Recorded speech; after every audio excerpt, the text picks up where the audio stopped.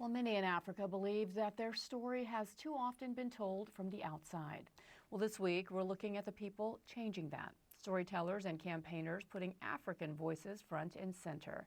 Today we're in Kenya, where the youth media platform Shujaaz is turning young audiences into collaborators, helping them shape the stories that speak to their own lives.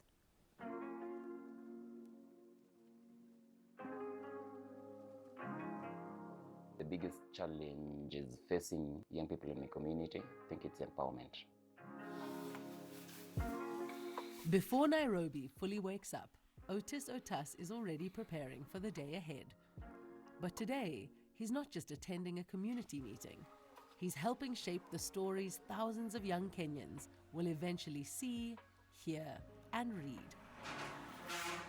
The stories I've connected to my own life experiences because it's our daily life experience.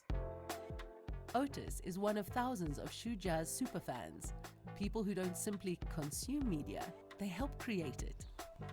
Today's Vibe session brings local young people together to discuss gender, opportunity, and the challenges they face. Young people have struggled with information coming from what is perceived as the conventional and traditional authorities like governments and institutions.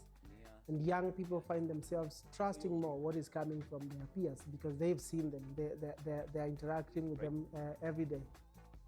For Shujaaz, these conversations aren't the finished product, they're the starting point. At its Nairobi headquarters, writers and artists turn those discussions into comics, social media campaigns, and digital content. We take real issues affecting young people and turn them into character stories by first listening and understanding what challenges do they actually face. That means the audience isn't afraid to challenge the work either. If something doesn't sound authentic, Shujaaz changes it. So if we're running a campaign and a superfan says, this campaign wouldn't really land because people in my hood don't really talk like this, then we listen. It's an approach built around one simple idea. Young people understand their own lives better than anyone else. It is very important that young Africans are involved in shaping the story of Africa and their story. The first place we begin with is to assume that we know nothing and that young people are the owners of this story. And for many here, having a space to speak openly matters just as much as being heard. In this forum, I have learned that I have my own life to live and I have my own decision to make, to be strong and to be aware of myself. I feel like this is one of the best platforms where people can be encouraged and can have the motivation to continue and pursuing their God-given talents.